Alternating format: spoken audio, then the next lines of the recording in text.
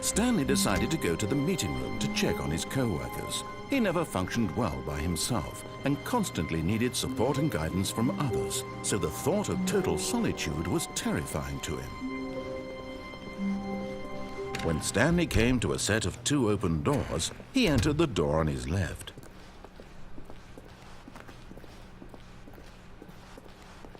Yet there was not a single person here either. Feeling a wave of disbelief, Stanley decided to go up to his boss's office. Hoping he might coming to a staircase, Stanley walked upstairs to his boss's office.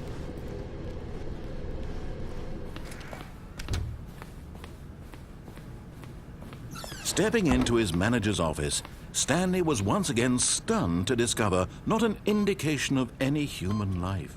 What could it mean?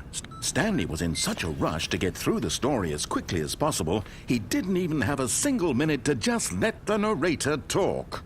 That kind of anxiety isn't healthy, so he relaxed for a few moments with some calming New Age music.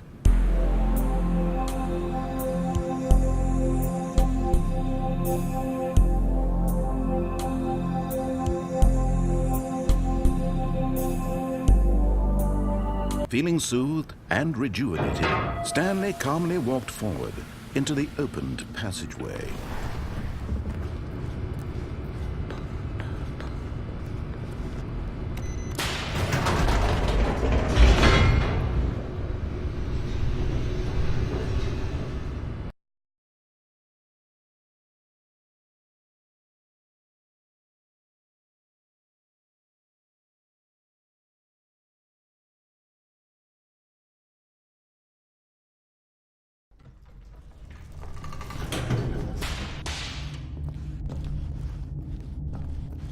Stanley walked straight ahead through the large door that read Mind Control Facility.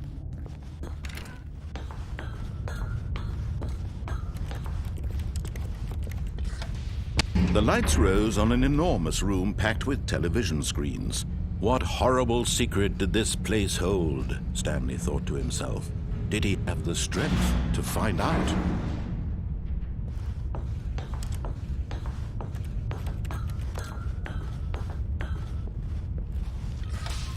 Now the monitors jumped to life, their true nature revealed.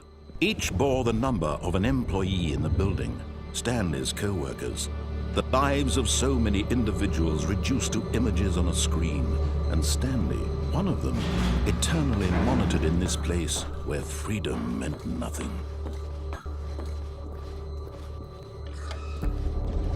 This mind control facility, it was too horrible to believe. It couldn't be true.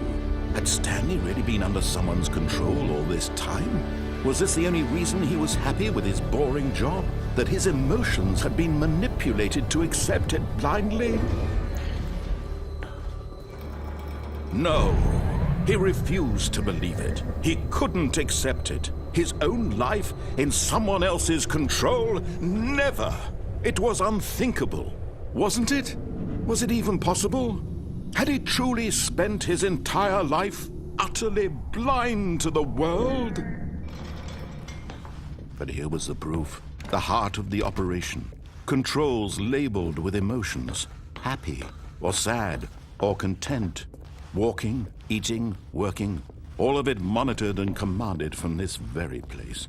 And as the cold reality of his past began to sink in, Stanley decided that this machinery would never again exert its terrible power over another human life. For... Oh, Stanley, you didn't just activate the controls, did you? After they kept you enslaved all these years, you go and you try to take control of the machine for yourself. Is that what you wanted? Control? Oh, Stanley, I applaud your effort, I really do. But you need to understand, there's only so much that machine can do.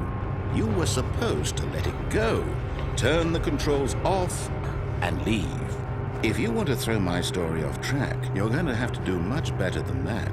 I'm afraid you don't have nearly the power you think you do. For example, and I believe you'll find this pertinent, Stanley suddenly realized he had just initiated the network's emergency detonation system. In the event that this machine is activated without proper DNA identification, nuclear detonators are set to explode. eliminating the entire complex. How long until detonation then? Let's say 2 minutes. Now this is making things a little more fun, isn't it, Stanley? It's your time to shine. You are the star. It's your story now. Shape it to your heart's desires. Oh, this is much better than what I had in mind. What a shame we have so little time left to enjoy it. Mere moments until the bomb goes off. But what precious moments each one of them is. More time to talk about you, about me, where we're going, what all this means. I barely know where to start. What's that? You'd like to know where your co-workers are? A moment of solace before you're obliterated? All right, I'm in a good mood. You're gonna die anyway. I'll tell you exactly what happened to them.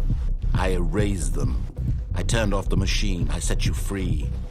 Of course, that was merely in this instance of the story. Sometimes when I tell it, I simply let you sit there in your office forever, pushing buttons endlessly and then dying alone. Other times, I let the office sink into the ground, swallowing everyone inside, or I let it burn to a crisp. I have to say this, though, this version of events has been rather amusing. Watching you try to make sense of everything and take back the control wrested away from you, it's quite rich. I almost hate to see it go. But I'm sure whatever I come up with on the next go-around will be even better. My goodness, only 34 seconds left. But I'm enjoying this so much. You know what? To hell with it. I'm going to put some extra time on the clock. Why not? These are precious additional seconds, Stanley. Time doesn't grow on trees. Oh dear me, what's the matter, Stanley? Is it that you have no idea where you're going or what you're supposed to be doing right now? Or did you just assume when you saw that timer that something in this room was capable of turning it off? I mean, look at you. Running from button to button, screen to screen, clicking on every little thing in this room. These numbered buttons, no, these colored ones, or maybe this big red button, or this door. Everything, anything, something here will save me. Why would you think that, Stanley? That this video game can be beaten? Won? Solved? Do you have any idea what your purpose in this place is? Stanley, you're in for quite a disappointment. But here's a spoiler for you. That timer isn't a catalyst to keep the action moving along. It's just seconds ticking away to your death. You're only still playing instead of watching a cutscene because I want to watch you for every moment that you're powerless. To see you made humble. This is not a challenge. It's a tragedy. You wanted to control this world, that's fine. But I'm going to destroy it first, so you can't. Take a look at the clock, Stanley. That's 30 seconds you have left to struggle. 30 seconds until a big boom and then nothing. No ending here, just you being blown to pieces. Will you cling desperately to your frail life, or will you let it go peacefully? Another choice. Make it count. Or don't. It's all the same to me, all a part of the joke. And believe me, I will be laughing at every second of your inevitable life from the moment we fade in until the moment I say, happily ever up.